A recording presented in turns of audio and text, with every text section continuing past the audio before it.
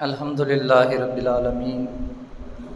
والصلاة والسلام علی سید الانبیاء والمرسلین قال اللہ تبارک و تعالی فی القرآن المجید والفرقان الحمید بسم اللہ الرحمن الرحیم وللہ علی الناس حج البیت من استطاع الیہ سبیلا ومن کفر فإن اللہ غنی عن العالمین صدق اللہ العظیم وصدق رسولہ النبی الکریم الرؤوف الرحیم ان اللہ وملائکتہ یصلون علی النبی یا ایہا الذین آمنوا صلوا علیہ وسلموا تسلیما باواز بلند درود پاک اللہم صلی علی سیدنا و مولانا محمد وعلی آل سیدنا و مولانا محمد وبارک وسلم وصلوا علیہ الصلاۃ والسلام علیک یا سیدی یا رسول اللہ الصلاۃ والسلام علیک یا سیدی یا حبیب اللہ وعلی آلک و اصحابک یا سیدی یا رحمت للعالمین۔ حمد و ثنا، تعریف و توصیف اللہ خالق کائنات کی ذات بابرکات کے لیے۔ اللہ تبارک و تعالیٰ کی حمد و ثنا کے بعد کروڑوں درود و سلام جناب محمد مصطفیٰ صلی اللہ علیہ وآلہ وسلم کی ذات بابرکات کے لیے کہ جن کی خاطر اللہ خالق کائنات نے اس پوری کائنات کو تخلیق فرمایا۔ حمد و ثنا، درود و سلام کے بعد واجب الاحترام عزیزان گرامی قدر، السلام علیکم ورحمۃ اللہ وبرکاتہ۔ اللہ کریم کی توفیق، اس کی خصوصی کرم نوازی سے اللہ خالق کائنات نے مجھے آپ سب کو زندگی میں ایک مرتبہ پھر جمعۃ المبارک کا دن نصیب کیا ہے۔ اللہ کریم ہم سب کی حاضری اپنی بارگاہ میں قبول فرمائے۔ چونکہ آج لاکھوں خوش قسمت اور اللہ کے پیارے بندے جن کو اللہ نے پسند فرمایا، وہ آج مکہ پاک میں حج کی ادائیگی فرما رہے ہیں۔ اللہ کریم جتنے بھی لوگ اس بار حاضری کے لیے حاضر ہوئے، اللہ سب کی حاضری قبول فرمائے۔ ان کی خوش قسمتی ہے کہ اللہ خالق کائنات نے ان کو اس دفعہ حج اکبر عطا فرمایا ہے۔ حج کا خطبہ بھی ہوگا، جمعۃ المبارک کا خطبہ بھی ہوگا، تو قسمت والے، مقدروں والے اور بڑے ہی خوش قسمت ترین ہیں وہ لوگ کہ جو اس وقت مکہ کی فضاؤں میں حج کی ادائیگی کے سلسلے میں پہنچے ہوئے ہیں۔ حج کے سلسلے میں ہی آج ہماری جمعہ کی گفتگو ہوگی۔ آپ کے سامنے قرآن مقدس فرقان حمید سے ایک آیت کریمہ کی تلاوت کی ہے۔ اللہ فرماتا ہے وَلِلَّهِ عَلَى النَّاسِ حِجُّ الْبَيْتِ، لوگوں پر فرض ہے، اللہ نے لوگوں پر فرض کر دیا ہے کہ وہ اللہ کے گھر میں آ کر حج کریں۔ آگے اللہ نے ارشاد فرمایا من استطاع الیہ سبیلا، اس بندے پر فرض ہے جو وہاں جانے کی طاقت استطاعت رکھتا ہے، جس کے پاس اتنی رقم ہے کہ وہ حج کا جو خرچہ ہے وہ بھی اٹھا لے، اور اس کے پیچھے اس کے گھر والوں کے پاس بھی اتنی رقم موجود ہو کہ وہ 40 دن گزارے یا 30 دن گزارے، گھر والے اپنا گزر بسر اچھے انداز کے ساتھ کر لیں۔ تو جو صاحب استطاعت ہے، جس کو اللہ نے عطا کیا ہے، جس کے پاس اتنی رقم ہے کہ وہ حج کا خرچہ بھی اٹھا لے، اور جتنے دن حج اس نے گزارنے ہیں، اپنے گھر والوں کے لیے اتنی رقم چھوڑ کر جائے کہ ان کو کوئی پریشانی نہ ہو، اس بندے پر حج کرنا زندگی میں ایک بار فرض ہے۔ اب اللہ نے جب حکم یہاں ارشاد فرمایا کہ لوگوں پر حج کرنا فرض ہے جو استطاعت رکھتا ہے، جو طاقت رکھتا ہے، آگے اللہ نے ایک اور خوبصورت جملہ ارشاد فرمایا ہے، فرمایا ومن کفر، جو انکار کر دے، جو طاقت ہونے کے باوجود اللہ کے گھر میں بیت اللہ شریف میں جا کے حج نہ کرے، اللہ فرماتا ہے جو انکار کرے فَإِنَّ اللَّهَ غَنِيٌّ عَنِ الْعَالَمِينَ، بے شک اللہ سارے جہانوں سے بے پرواہ ہے۔ اب صاحب استطاعت بندہ یہ سمجھے کہ میرے پاس اتنے پیسے ہیں تو میں خرچ کروں گا، تو شاید اللہ کی بادشاہی میں کوئی اضافہ ہو جائے گا۔ میں اکثر یہ بات کہتا ہوں کہ ساری دنیا جتنے بھی لوگ ہیں سارے نیک بن جائیں، نیکیاں کریں، گناہوں سے بچ جائیں، گناہ گار دنیا میں کوئی نہ رہے، سارے نیکیاں کرنے والے بن جائیں، اللہ کی بادشاہی میں ایک ذرہ برابر بھی اضافہ نہیں کر سکتے۔ اللہ اس چیز سے بے پرواہ ہے۔ اور اگر ساری دنیا اور سارے لوگ نیکیاں چھوڑ دیں، گناہوں میں مبتلا ہو جائیں، برائیاں کریں، نیکی کرنے والا کوئی بھی موجود نہ ہو، اللہ کی شان میں، اللہ کی بادشاہی میں ایک ذرہ برابر بھی کمی نہیں لا سکتے۔ اللہ اس سے بے پرواہ ہے۔ اور یہاں بھی اللہ خالق کائنات نے ارشاد فرمایا اگر تیرے پاس طاقت ہے، تو حج کرنے کی استطاعت رکھتا ہے اور پھر بھی انکار کرتا ہے، تو اللہ کو تیری کوئی پرواہ نہیں، اللہ کو کسی کی بھی پرواہ نہیں، وہ اللہ صمد ذات ہے، بے نیاز ذات ہے۔ تو یہ بہت خوش قسمتی ہے۔ اللہ کے نبی صلی اللہ علیہ وآلہ وسلم نے ارشاد فرمایا کہ جس بندے نے صرف اللہ کی رضا کے لیے حج کیا، کوئی فحاشی والی بات نہیں کی، نہ کوئی نافرمانی کی ہے، اللہ کے نبی نے فرمایا وہ حج سے ایسے پاک صاف ہو کر آتا ہے جیسا بچہ اپنے ماں کے پیٹ سے بے گناہ پیدا ہوتا ہے۔ حاجی جس کا حج قبول ہوتا ہے وہ اسی طرح گناہوں سے پاک اور صاف ہو جاتا ہے۔ اور پھر آقا کریم علیہ الصلوۃ والسلام نے ارشاد فرمایا کہ جو بندہ اللہ کی رضا کے لیے حج کرتا ہے اور اپنے حج کو گناہوں سے اور خرابیوں سے، اللہ کی نافرمانیوں سے محفوظ رکھتا ہے، فرمایا اس کا اجر اللہ خالق کائنات کے ہاں جنت کے علاوہ کچھ بھی نہیں۔ اللہ اس کو جنت عطا فرمائے گا جو حج کرے گا اور جس کی حج اللہ کی بارگاہ میں قبول ہو جائے گی۔ تو کتنی یہ خوش قسمتی ہے، اللہ جس کو توفیق دے وہ جا کے حج کرے اور اللہ کی رحمتیں حاصل کرے۔ ایک تو گناہوں سے پاک صاف ہو جاتا ہے، اور دوسرا اللہ اس کے نامہ اعمال میں مغفرت لکھ دیتا ہے، اس کے لیے جنت کا سرٹیفکیٹ عطا کر دیتا ہے۔ جو انکار کرے، طاقت ہونے کے باوجود اللہ کے گھر حج جا کر نہ کرے، اللہ کے نبی صلی اللہ علیہ وآلہ وسلم نے ارشاد فرمایا، کریم آقا جو اپنی امت کے ساتھ بہت زیادہ پیار فرماتے ہیں، لیکن جو بندہ حج کی طاقت ہونے کے باوجود حج نہ کرے،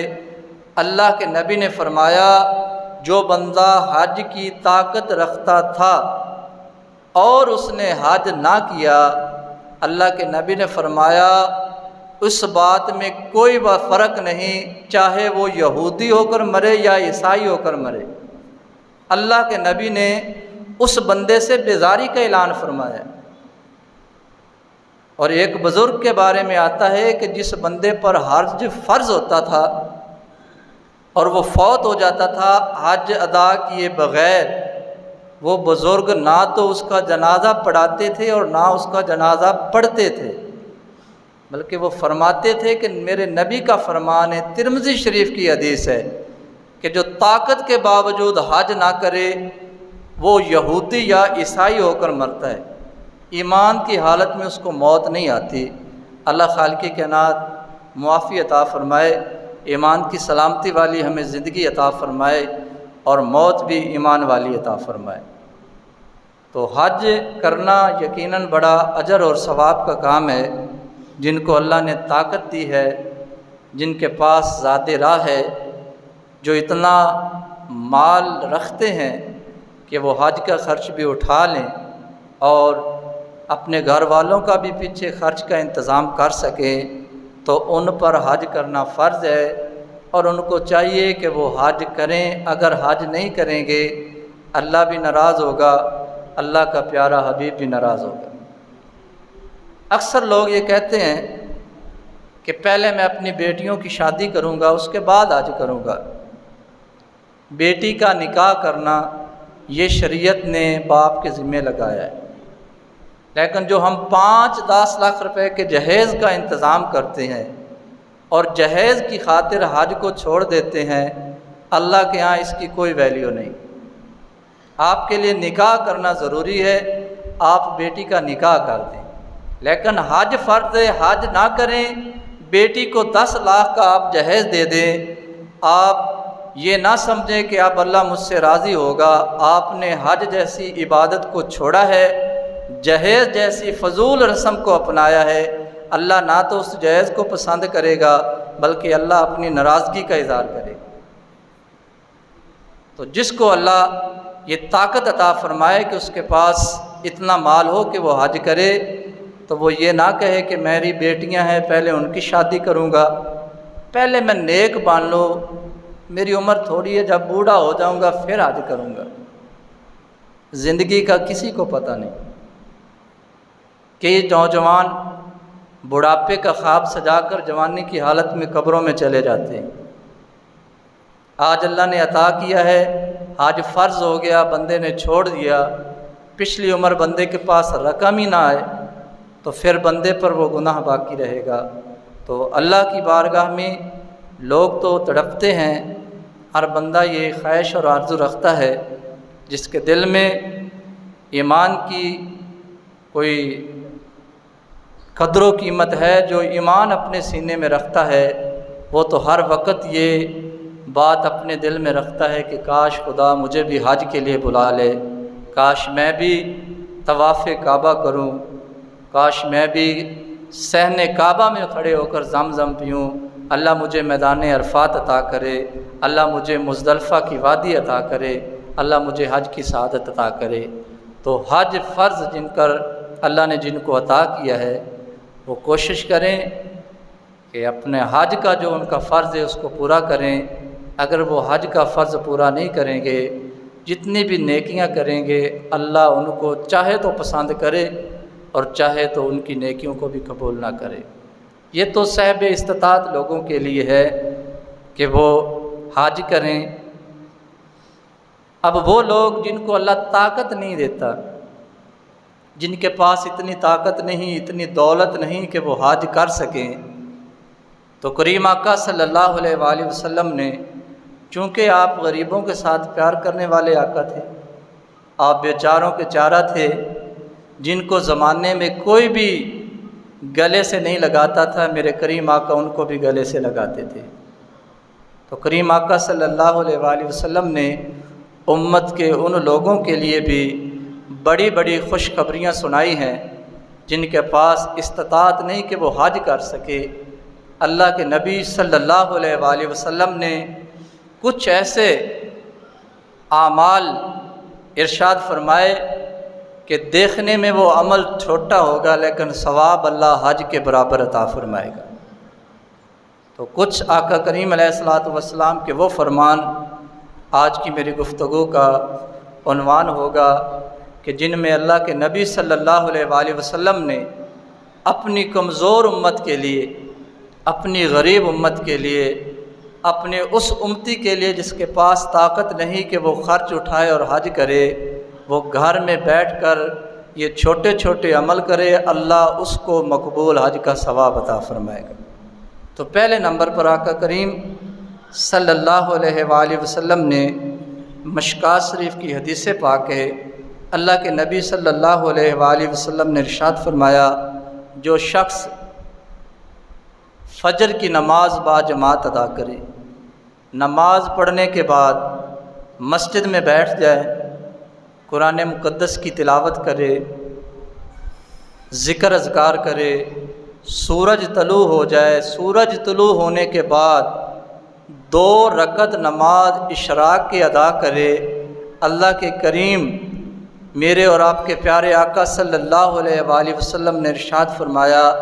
اللہ اس بندے کو ایک مقبول حج کا ثواب عطا فرمائے۔ کتنا وقت لگا؟ پونا یا گھنٹہ صرف لگتا ہے اور ایک مقبول حج کا ثواب اللہ عطا فرماتا ہے۔ پھر آقا کریم علیہ الصلوۃ والسلام نے اسی حدیث پاک کی تشریح اس انداز کے ساتھ بھی کی کہ جو بندہ فجر کی نماز با جماعت ادا کرے، مسجد میں بیٹھ کر اللہ کا ذکر کرے، قرآن کی تلاوت کرے، سورج طلوع ہو، اس کے بعد 2 رکعت نماز اشراق ادا کرے، پھر بیٹھا رہے اور جب وقت آئے چاشت کا 2 رکعت چاشت کی نماز ادا کرے، کریم آقا صلی اللہ علیہ وآلہ وسلم نے ارشاد فرمایا، اللہ اس کو 2 حجوں کا ثواب عطا فرمائے۔ تو کریم آقا نے غریب امتی، مسکین امتی، جس کے پاس طاقت نہیں، اس کو بھی گھر میں بیٹھے بٹھائے حج کرنے کا موقع عطا فرما دیا۔ تو کوشش کریں گے ہم سب کہ اس عمل کو اپنی زندگی کا حصہ بنائیں، فجر بھی با جماعت پڑھیں، مسجد میں قرآن کی تلاوت کریں، ذکر کریں، اشراق بھی پڑھیں اور چاشت بھی پڑھیں، تاکہ اللہ خالق کائنات 2 مقبول حجوں کا ثواب عطا فرمائے۔ دوسرے نمبر پر آقا کریم علیہ الصلوۃ والسلام، بیکی شریف کی حدیث ہے کہ ایک شخص حضور کی خدمت میں حاضر خدمت ہوا، یا رسول اللہ صلی اللہ علیہ وآلہ وسلم، میں دین کا علم حاصل کرتا ہوں، میں دین کا علم سیکھتا ہوں، تو میرے لیے کیا حکم ہے؟ کریم آقا صلی اللہ علیہ وآلہ وسلم نے ارشاد فرمایا، اے اللہ کے بندے، تو بہت اچھا کام کرتا ہے،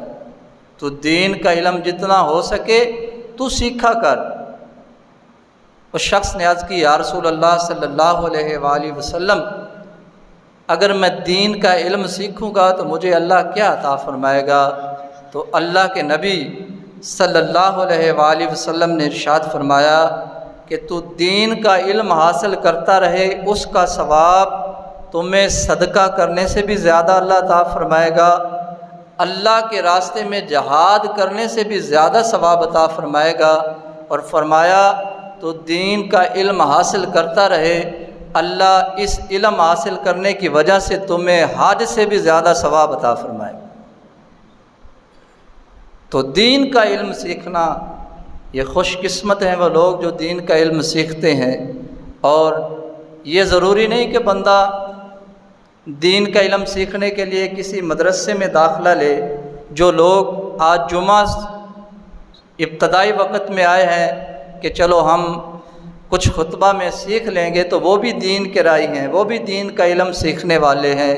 ان کو بھی مبارک ہو کہ اللہ ان کو بھی حج سے زیادہ ثواب عطا فرمائے۔ اسی طرح کریم آقا صلی اللہ علیہ وآلہ وسلم نے ارشاد فرمایا کہ جو بندہ رمضان المبارک کے آخری 10 دنوں میں اعتکاف کرتا ہے، حج کرنے والا لاکھوں روپے خرچ بھی کرتا ہے، اپنے گھر کو بھی چھوڑتا ہے، اس کو حرم شریف میں جانا پڑتا ہے، لیکن کریم آقا صلی اللہ علیہ وآلہ وسلم نے اپنے امتی کے لیے یہ آسانی عطا فرما دی، جس کے پاس طاقت نہیں، جس کے پاس اتنی رقم نہیں کہ وہ بیت اللہ شریف میں جا کر حج کرے، فرمایا جو بندہ رمضان المبارک میں آخری 10 دنوں میں اپنے گاؤں کی مسجد میں اعتکاف کرتا ہے، گھر کے بھی قریب ہوتا ہے، گھر سے کھانا بھی آ جاتا ہے، اور مسجد میں آج کل ماشاءاللہ انتظام بھی کافی اچھے ہیں، اس کے لیے ہر قسم کا انتظام ہوتا ہے، ٹھنڈی ہوا کا انتظام بھی ہوتا ہے، جس طرح کی چیز وہ چاہتا ہے گھر والوں کو پیغام بھیجتا ہے کہ آج میں نے یہ چیز کھانی ہے، وہ بڑی محبت کے ساتھ اس کو پیش کرتے ہیں کہ ہمارا بیٹا ہمارا بھائی اعتکاف بیٹھا ہے، اللہ کے گھر میں اعتکاف بیٹھا ہے، تو بڑی خوشامد کی جاتی ہے اس بندے کی۔ تو فرمایا جو بندہ رمضان المبارک کے آخری 10 دنوں میں اللہ کی خاطر اعتکاف کرتا ہے، اللہ خالق کی کائنات جس وقت وہ اعتکاف سے اٹھ کر گھر جاتا ہے، اس کے نامہ اعمال میں 2 حجوں کا اور 2 عمروں کا ثواب لکھوا دیتا ہے۔ گھر اپنے میں بیٹھ کر اپنی مسجد میں 2 مقبول حجوں کا اور 2 عمروں کا ثواب اللہ اس کو عطا فرماتا ہے۔ اور یہ نہیں جتنے دن مسجد میں رہا وہ نیکیاں علیحدہ، جو نمازیں پڑھتا رہا وہ نیکیاں علیحدہ، جو اس نے قرآن کی تلاوت کی اللہ نے اس کو وہ نیکیاں علیحدہ عطا فرمائی۔ یہ تو بونس سمجھ لے کہ 10 دنوں کے بعد اللہ اس کو 2 مقبول حجوں اور 2 عمروں کا ثواب عطا فرماتا۔ تو کریم آقا صلی اللہ علیہ وآلہ وسلم نے امت کو بڑے راستے عطا کر دیے۔ ضروری نہیں کہ اس کے پاس پیسہ ہوگا تو وہ حج کرے، فرمایا اگر تیرے پاس طاقت نہیں تو یہ عمل ہے، ان اعمال کو اپنی زندگی کا حصہ بنا، اللہ خالق کائنات تجھے حج اور عمرے کا ثواب عطا فرمائے گا۔ اب ایک اور آسان طریقہ، ایک اور آسان عمل اللہ کے نبی صلی اللہ علیہ وآلہ وسلم نے ارشاد فرمایا۔ آپ فرماتے ہیں جو بندہ 2 روٹھے ہوئوں کی صلح کرا دیتا ہے، کسی مومن کی کسی دوسرے مسلمان کے ساتھ، بھائی کی بھائی کے ساتھ، دوست کی دوست کے ساتھ، رشتہ دار کی رشتہ دار کے ساتھ لڑائی ہے، تیسرا بندہ آ کے ان کی صلح کرا دیتا ہے، کریم آقا صلی اللہ علیہ وآلہ وسلم نے ارشاد فرمایا اس صلح کرانے کی وجہ سے اللہ خالق کائنات 2 حج اور 2 عمرے کا ثواب اس بندے کو عطا کرتا ہے جو 2 روٹھے ہوں کو آپس میں صلح کروا دیتا ہے۔ کتنا آسان حج کرنا اللہ کے نبی نے ہمارے لیے ارشاد فرمایا۔ تو اگر کسی کے درمیان لڑائی ہے، کسی کے درمیان کوئی جھگڑا ہے، اگر کوئی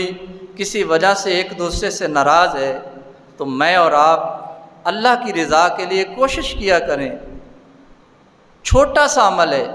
اور اگر کسی کے درمیان لڑائی جھگڑا ہو، کسی کے درمیان کسی وجہ سے کوئی کشیدگی چل رہی ہو، تو شریعت یہ حکم عطا فرماتی ہے کہ تمہیں اگر جھوٹ بھی بولنا پڑے، جھوٹ بول کر بھی ان کی آپس میں صلح کروا دیا کرو۔ اب میں اور آپ ساتھ ساتھ یہ جائزہ بھی لیتے جائیں کہ کیا ہم لوگوں کے درمیان صلح کرواتے ہیں کہ لڑائیاں کرواتے ہیں۔ تو ہمیں چاہیے کہ اگر 2 بھائی آپس میں لڑ پڑے ہیں، کوئی ان کی ناراضگی ہے تو اس ناراضگی کو ختم کروانے کے لیے اپنا کردار ادا کریں۔ جب ہم کسی کی صلح کرائیں گے تو ہمارا کوئی زور نہیں لگنا، ہم نے کوئی رقم خرچ نہیں کرنی، 2 بھائیوں کے درمیان صلح کرا دینی ہے۔ اللہ کو یہ عمل اتنا پسند آئے گا، 2 حجوں اور 2 عمروں کا اللہ ثواب عطا فرمائے گا۔ اسی طرح کریم آقا صلی اللہ علیہ وآلہ وسلم نے ایک اور آسان حج کرنے کا طریقہ عطا فرمایا۔ کریم آقا صلی اللہ علیہ وآلہ وسلم نے ارشاد فرمایا جو شخص گھر سے وضو کرے، گھر سے وضو کر کے نماز پڑھنے کی نیت کرے اور گھر سے وضو کر کے مسجد کی طرف چل پڑے، کریم آقا صلی اللہ علیہ وآلہ وسلم نے ارشاد فرمایا وہ یوں سمجھے کہ اس نے احرام باندھ لیا ہے اور بیت اللہ کی طرف جا رہا ہے۔ گھر سے وضو کرے، مسجد میں آ کر 2 رکعت نفل پڑھے، اللہ اس کو 1 عمرے کا ثواب عطا فرمائے گا۔ اور پھر فرمایا گھر سے بندہ وضو کر کے مسجد میں آئے، آ کے باجماعت نماز ادا کرے، اللہ خالق کائنات اس بندے کو 1 مقبول حج کا ثواب عطا فرمائے گا۔ نماز کا اجر بھی اس کو ملے گا، وضو کرنے کا ثواب بھی ملے گا، جتنے قدم مسجد کی طرف چل کے آئے گا ہر قدم پر ایک نیکی، ایک گناہ معاف ہوگا، اللہ کی بارگاہ میں ایک درجہ بلند ہوگا۔ لیکن کریم آقا نے فرمایا میرا بندہ اتنی طاقت نہیں رکھتا کہ وہ بیت اللہ شریف میں جائے، اس کے پاس 10 12 لاکھ 15 لاکھ روپے نہیں کہ وہ جا کے حج کرے۔ فرمایا اے میرے امتی تو مسکین غریب نہ بن، تیرا آقا بڑا غریب نواز ہے، تو گھر سے وضو کر کے مسجد میں نماز فرض ادا کر، اللہ تجھے مقبول حج کا ثواب عطا فرمائے۔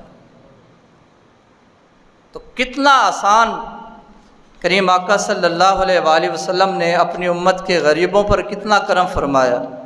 ان لوگوں پر کتنا احسان فرمایا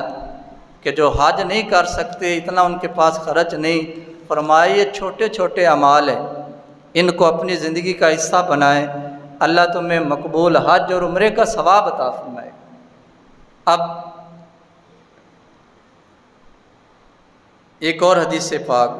کریم آقا صلی اللہ علیہ وآلہ وسلم نے ارشاد فرمایا کہ جو شخص اپنے ماں باپ کے چہرے کی زیارت کرتا ہے خوش ہو کر، ماں باپ جنہوں نے بچے کی تربیت کی ہوتی ہے، جنہوں نے بچے کو پالا ہوتا ہے، اس کے ناز اور نخرے اٹھائے ہوتے ہیں، اولاد کا اخلاقی طور پر فرض ہے۔ ہم لوگ اگر اپنا جائزہ لیں، کوئی دوست، کوئی نہ جاننے والا راستے میں بندہ جا رہا ہو، ایک پانی کا گلاس پلا دے، ٹھنڈی جگہ پر بٹھا دے، کوئی راستہ بتا دے، کوئی اچھی بات کر دے، ساری عمر ہم اس کا احسان یاد رکھتے ہیں، یار اس بندے نے فلاں وقت میں فلاں جگہ جا رہا تھا، اس نے مجھے ایک پانی کا ٹھنڈا گلاس پلایا، یار کبھی زندگی میں اس کو موقع آیا تو میں اس کا بدلہ ضرور دوں گا۔ لوگوں کے بارے میں یہ ہمارا خیال ہے۔ وہ والدین، والدہ کی شان، کریم آقا صلی اللہ علیہ وآلہ وسلم سے کسی نے پوچھا یا رسول اللہ صلی اللہ علیہ وآلہ وسلم، میرے حقوق میں سب سے زیادہ حق کس کا ہے؟ اللہ کے نبی نے فرمایا ماں کا، فرمایا اس کے بعد، فرمایا ماں کا، فرمایا اس کے بعد، فرمایا ماں کا۔ اس شخص نے چوتھی مرتبہ عرض کی یا رسول اللہ اس کے بعد، فرمایا تیرے باپ کا۔ تو ماں کی کتنی شان، 3 درجے زیادہ باپ سے ماں کو اللہ نے 3 حق زیادہ عطا فرمائے، چوتھے نمبر پر باپ کا حق عطا فرمایا۔ تو مفسرین نے، محدثین نے اس کی تشریح اس انداز میں کی ہے کہ ایک تو ماں بچے کو 9-10 مہینے اپنے پیٹ میں اٹھاتی ہے، بڑی احتیاط کے ساتھ قدم اٹھاتی ہے کہ میرے بچے کو نقصان نہ پہنچے، بڑی اچھی اچھی غذائیں چھوڑ دیتی ہے کہ میرے بچے کو اس غذا کی وجہ سے کوئی تکلیف نہ ہو جائے۔ پھر ولادت کے وقت، پھر بچہ جب پرورش ہوتی ہے، ماں کی گودی میں ہوتا ہے، سردیوں کی رات ہوتی ہے، آپ نے اکثر سنا ہے بچہ ایک طرف پیشاب کر دے، ماں اٹھا کر دوسری طرف پیشاب کر دے، ماں سینے پر اٹھا لیتی ہے۔ تو وہ ماں جس نے اپنی اولاد کے لیے اتنی تکلیفیں اٹھائی ہوتی ہیں، وہ باپ جو بچہ ٹھنڈے پنکھے پر آرام کر رہا ہوتا ہے اور باپ سخت گرمی میں مزدوری کر رہا ہوتا ہے، آپ ایمانداری کے ساتھ بتائیں کہ ان والدین کے ساتھ اس نے سلوک کرنا چاہیے کہ نہیں کرنا چاہیے؟ کرنا چاہیے۔ لیکن کریم آقا صلی اللہ علیہ وآلہ وسلم نے ہر امتی کے لیے کتنا آسان حج کرنے کا نسخہ عطا فرما دیا۔ فرمایا جو خوش ہو کر اپنے ماں باپ کے چہرے کی زیارت کرتا ہے، اللہ خالق کائنات اس کو ایک مقبول حج کا ثواب عطا فرماتا ہے۔ حضرت ابو درداء رضی اللہ تعالی عنہ کھڑے ہو گئے، یا رسول اللہ صلی اللہ علیہ وآلہ وسلم، اگر کوئی دن میں 10 مرتبہ اپنے والدین کی خوش ہو کر زیارت کرے،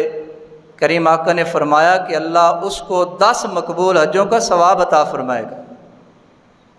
حضرت ابو ہریرہ رضی اللہ تعالیٰ عنہ آپ بھی کھڑے ہو گئے، کہنے لگے یا رسول اللہ صلی اللہ علیہ وآلہ وسلم، جس بندے کو اور کوئی کام ہی نہ ہو، وہ گھر میں ہی رہتا ہو اور ایک دن میں 100 مرتبہ اپنے والدین کی خوش ہو کر زیارت کرے، ان کا چہرہ دیکھے، کریم آقا صلی اللہ علیہ وآلہ وسلم نے ارشاد فرمایا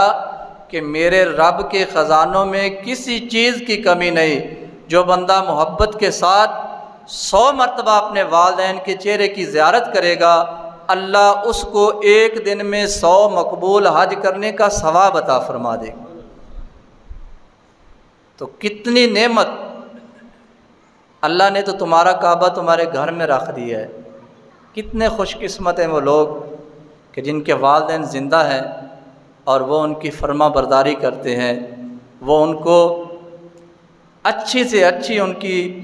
جو ان کو ضرورت ہوتی ہے ان کی ضرورتیں پوری کرتے ہیں، جو اپنے والدین کو دیکھ کر خوش ہوتے ہیں، جو اپنے ماں باپ کا حکم مانتے ہیں، ان کے لیے کتنا اللہ کی طرف سے انعام ہے کہ فرما برداری تو اپنے والدین کی کر، تیرا اخلاقی فرض ہے، لیکن اللہ کو والدین کی فرما برداری اتنی پسند ہے، تو ان کے چہرے کی زیارت کر، اللہ تجھے مقبول حج کا ثواب عطا فرمائے گا۔ تو یہ کچھ اعمال ہیں۔ اسی طرح حضرت عبداللہ بن مسعود رضی اللہ تعالیٰ عنہ آقا کریم علیہ الصلاۃ والسلام کی بارگاہ میں حاضر ہوئے، کہنے لگے یا رسول اللہ صلی اللہ علیہ وآلہ وسلم، کوئی ایسا کام، کوئی ایسا عمل ارشاد فرما دیں کہ جس کام کو کرنے سے اللہ مجھے سب سے زیادہ اجر عطا فرمائے۔ بیہقی شریف کی حدیث سے پاک ہے، کریم آقا صلی اللہ علیہ وآلہ وسلم نے ارشاد فرمایا کہ کسی با عمل پرہیزگار عالم کی خدمت کیا کر، اللہ تجھے 70 حجوں کے برابر ثواب عطا فرمائے گا۔ جو با عمل ہو، پرہیزگار ہو، جو شریعت کے مطابق خود بھی عمل کرتا ہو، دین کا علم لوگوں کو سکھاتا ہو، دین کی تبلیغ کرتا ہو، کریم آقا صلی اللہ علیہ وآلہ وسلم نے ارشاد فرمایا تو ایک پرہیزگار متقی کی خدمت کر، اللہ خالق کائنات تجھے 70 حجوں کا ثواب عطا فرمائے گا۔ تو یہ کچھ فرامین آقا کریم علیہ الصلاۃ والسلام کے کہ جن کو اگر ہم ان پر عمل کریں، اپنے والدین کی چہرے کی زیارت کریں، مقبول حج کا ثواب، اشراق چاشت کے نوافل پڑھیں، اللہ مقبول حج کا ثواب عطا فرماتا ہے۔ 2 بھائیوں کے درمیان لڑائی ہے، ان کی صلح کرا دیں، اللہ حج کا ثواب عطا فرما دیتا ہے۔ اسی طرح کسی امتی کو پریشانی ہے، کسی مومن بھائی کو، حضور کے امتی کو کوئی پریشانی ہے، اس کی پریشانی دور کر دینا۔ اور وہ پریشانی کیا ہو سکتی ہے؟ عمل چھوٹے چھوٹے ہیں، اجر بہت زیادہ ہے۔ اللہ کے نبی نے فرمایا جو اپنے کسی پریشان امتی کی پریشانی کو دور کر دیتا ہے، اللہ خالق کائنات اس کو بھی مقبول حج کا ثواب عطا فرماتا ہے۔ تو کوشش کریں، میں آپ سب یہ چھوٹے چھوٹے اعمال جن پر حج فرض ہے، ان کے پاس طاقت ہے، وہ اس کا انکار نہ کریں، وہ حج ضرور کریں۔ اگر نہیں کریں گے، اللہ فرماتا ہے جو انکار کرے گا میں ان سے بے پرواہ ہوں، میری بادشاہی میں کوئی کمی نہیں آئے گی، لیکن نقصان ان کا اپنا ہے کہ جب موت آئے گی تو آقا کریم صلی اللہ علیہ وآلہ وسلم نے ارشاد فرمایا، اس ارشاد کے مطابق ہو سکتا ہے کہ اس کو ایمان کی موت نصیب نہ ہو، ساری عمر کی نیکیاں، ساری عمر کے اعمال ضائع ہو جائیں گے اگر آخری وقت ایمان کی حالت میں آخری وقت نہ آیا۔ تو کسی پریشان کی مدد کرنا۔ حضرت عبداللہ بن مبارک آپ بہت بڑے محدث تھے، آپ نے فرض حج کیا ہوا تھا، نفلی حج کے سلسلے میں 300 دینار ان کے پاس تھے، تو پیدل حج کرتے تھے۔ تو وہ کہتے ہیں کہ میں اپنے علاقے سے کوفہ پہنچا، وہاں ہم نے کچھ ٹائم آرام کرنے کے لیے رک گئے۔ تو جب شام ہوئی تو میرا دل کیا کہ میں، ساتھ میں ایک باغ تھا یا جھیل تھی، کہ میں وہاں جاؤں اور جا کر ٹھنڈی ہوا کا لطف اٹھاؤں۔ کہتے کہ میں وہاں بیٹھا جھیل کے کنارے، تھوڑی دیر بعد ایک عورت آئی جس نے پردہ کیا ہوا تھا۔ وہاں ایک مری ہوئی بھینس پڑی تھی، اس نے ایک تھیلے سے چھری نکالی اور مری ہوئی بھینس کا گوشت کاٹا، تھیلے میں ڈالا اور فوراً واپس پلٹ گئی۔ حضرت عبداللہ بن مبارک کہتے ہیں کہ مجھے یہ شک ہوا کہ یہ عورت یا اس کا مرد کوئی ہوٹل کا کاروبار کرتے ہیں، یہ شام کو مردار کا گوشت اکٹھا کرتے ہیں اور صبح لوگوں کو مردہ جانوروں کا گوشت کھلاتے ہیں۔ کہتے ہیں میں اس کے پیچھے لگ گیا، چلتے چلتے مختلف گلیوں سے چلتی چلتی وہ عورت جب اپنے گھر پہنچی تو میں بھی پیچھے تھا۔ اس نے دروازہ کھٹکھٹایا، دروازہ کھلا، وہ اندر چلی گئی، دروازہ بند ہوا، میں دروازے کے باہر کھڑا ہو گیا تو اندر بچیوں کی آواز آئی کہ امی جان کچھ چیز کھانے کے لیے لائی ہیں۔ تو ماں نے رو کر کہا بیٹا مجھے اور تو کوئی چیز نہیں ملی، اللہ اور اس کے رسول کی طرف سے ہمیں اجازت ہے کہ جب انتہائی کمزوری ہو جائے، جسم نڈھال ہو جائے اور مرنے کے بندہ قریب ہو جائے تو تم مردہ چیز کا بھی گوشت کھا سکتے ہو۔ تو ہماری حالت چونکہ اس انداز کے ساتھ ہو چکی ہے کہ ہم اگر کھانا نہیں کھائیں گے تو مر جائیں گے، تو میں نے ایک مردہ بھینس کا گوشت لائی ہوں، اسی کو پکا کر کھاتے ہیں۔ عبداللہ بن مبارک کہتے ہیں کہ میری چیخیں بلند ہو، میں نے دروازہ کھٹکھٹایا، اندر سے آواز آئی کون؟ میں نے کہا میں عبداللہ بن مبارک ہوں، بہت بڑا محدث ہوں، میرے اتنے شاگرد ہیں۔ دروازہ کھولا، میں نے ہاتھ جوڑ کے وہ 300 دینار ان کو دے دیے اور کہا کہ آپ پر اتنی غربت ہے، آپ نے کسی سے مانگا بھی نہیں۔ تو اس عورت نے کہا کہ اصل میں بات یہ ہے کہ میں سید گھرانے سے ہوں اور سید لوگ مانگتے نہیں۔ وہ کہنے لگا میں ان کے قدموں میں گر گیا، میں نے رو رو کے کہا کہ میں تو آپ کا نوکر ہوں، میرے پاس اتنے پیسے ہیں اور میں حج کرنے کے لیے جا رہا ہوں، حالانکہ میں نے فرض حج مکمل کر لیا ہے۔ تو کہتے ہیں میں نے بڑی منت سمانت کے ساتھ 300 دینار ان کو دے دیے، واپس آیا، دوستوں کے پاس اپنا سامان اٹھایا اور کہا کہ میں اس سال حج پر نہیں جا رہا۔ انہوں نے کہا کوئی خیر ہے؟ کہا مجھے بس کوئی کام تھا اس وجہ سے۔ کہتے ہیں میں واپس آ گیا، پریشانی تو مجھے ہوتی جس طرح آج حج پڑھ رہے ہیں تو کچھ لوگ بڑے پریشان ہیں، ان کی بھی تمنا تھی، ہم سب کی تمنا ہے کہ آج ہم وہاں ہوتے اور حج ہم ادا کرتے۔ تو کہتے جس طرح سنتا کہ آج مینا میں ہوں گے، آج عرفات میں ہوں گے، آج جمرات میں ہوں گے، آج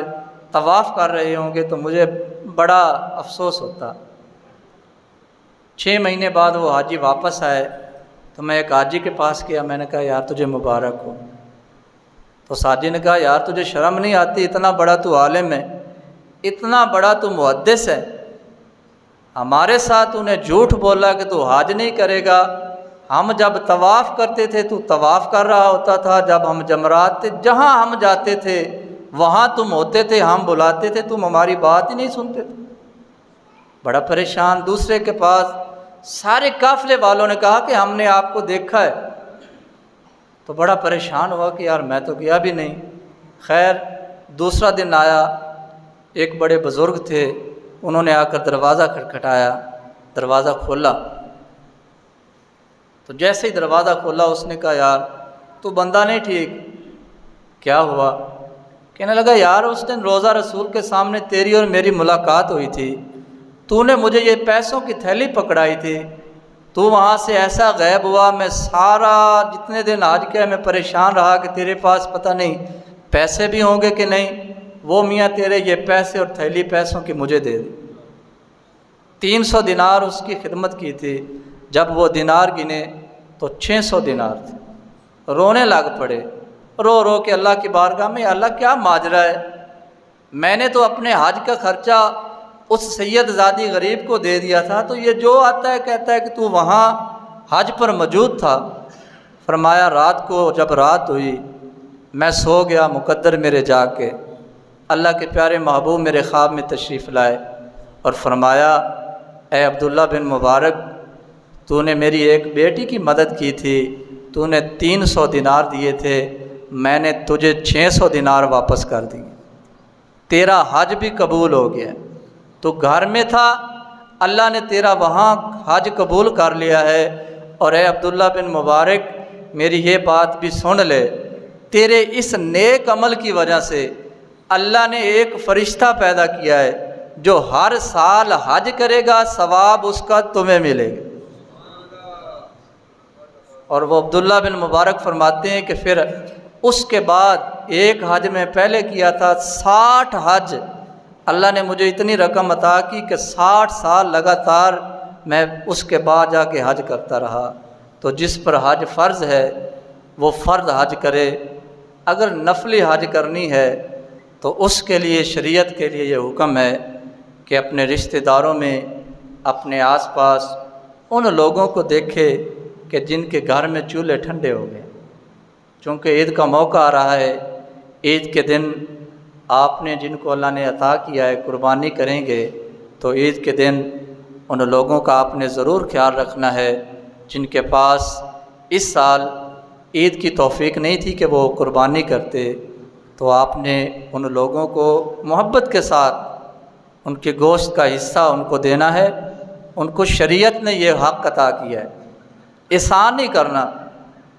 میں ایسا کروں اور اپنے دوستوں کو اور اپنے جاننے والوں کو، اللہ کے واسطے قربانی کی ہے اور گوشت دے کر احسان جتلانا ساری نیکیوں کو کھا جائے گا۔ جو بھی عمل کریں، جتنے اعمال آپ نے اور میں نے یہاں سنے اور پڑھے ہیں، ان اعمال میں خلوص نیت بھی ضروری ہے۔ کوشش کریں اللہ خالق کائنات کے پیارے محبوب نے جو یہ چھوٹے چھوٹے عمل ہمیں عطا فرمائے، ان پر عمل کرنے کی کوشش کریں، اپنی نیکیوں میں بھی اضافہ کریں۔ اللہ ہم سب کی حاضری قبول فرمائے اور ہم سب کو زندگی میں بار بار حرمین شریفین کی زیارت نصیب فرمائے، آمین یا رب العالمین۔